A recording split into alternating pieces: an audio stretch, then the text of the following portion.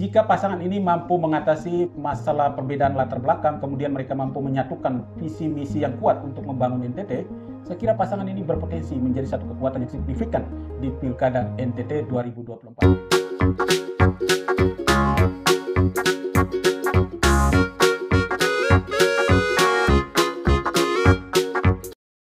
Halo saudara semuanya, dimanapun Anda berada, salam jumpa kembali di channel Proba Morata TV ya.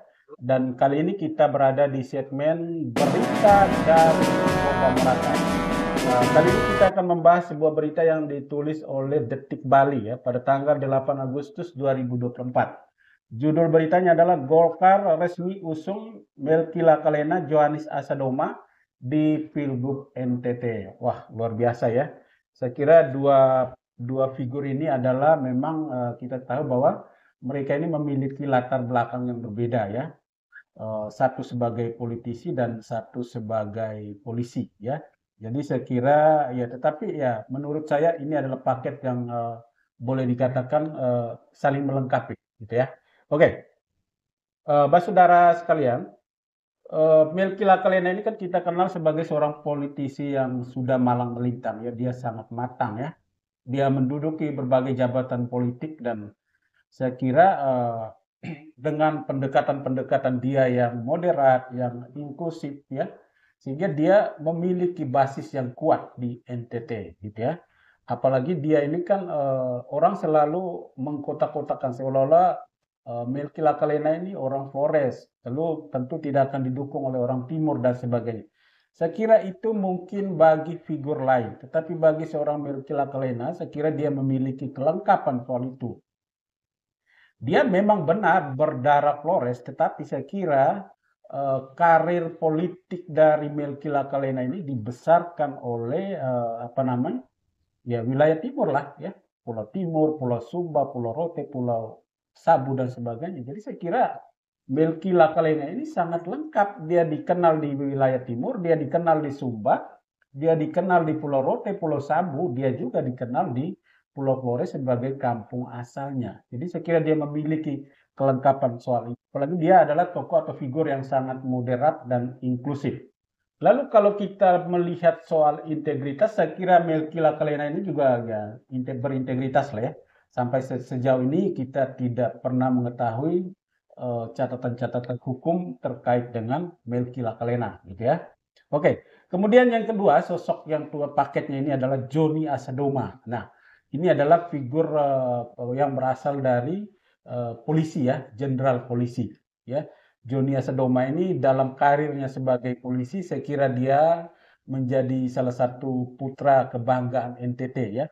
Dia berkarir entah di NTT ataupun dia di luar NTT, dia menjadi salah satu sosok yang membanggakan orang NTT.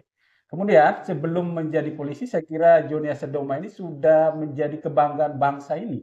Ya, karena dia pernah menjadi seorang atlet dan atlet yang mempersembahkan medali emas untuk bangsa ini. Jadi saya kira berbicara soal pengorbanan terhadap bangsa dan tanah air, saya kira Joni Asadoma ini memiliki soal ini.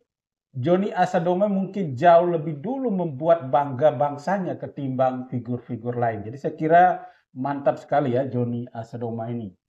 Oke, kemudian yang berikut terkait dengan berita yang viral kemarin ya, soal catar dari NTT yang semuanya berasal dari luar. Berita-berita ini justru menjadi salah satu keuntungan Joni Asadoma.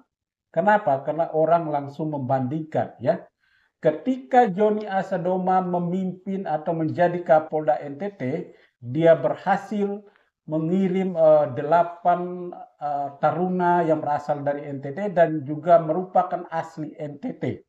8 orang taruna itu luar biasa. Jadi kasus kemarin berita viral soal taruna-taruni NTT yang bukan asli NTT itu saya kira ini adalah sebuah ya saya boleh katakan bahwa ini bisa di-framing dan menguntungkan Joni Asadoma ya, kalau kita kaitkan dengan Pilgub NTT 2024 ini. Kenapa? Karena Joni Asadoma punya catatan-catatan yang baik atau catatan-catatan yang bagus terkait masalah itu. Oke, sahabat Proba Morata TV sekalian, Paket Melki Lakalena dan Joni Asadoma ini saya kira bisa dilihat sebagai kombinasi politik dan keamanan yang strategis, ya.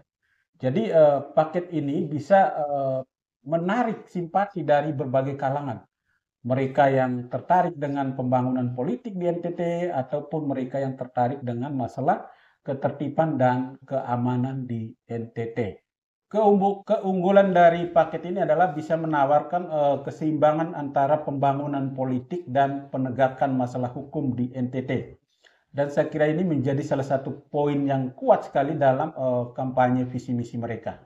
Namun paket ini juga tentu menghadapi tantangan besar ya dalam kaitan dengan bagaimana mengkonsolidasi dukungan di daerah-daerah atau basis-basis yang mungkin condong ke lawan politik atau condong ke isu-isu lokal yang lebih spesifik.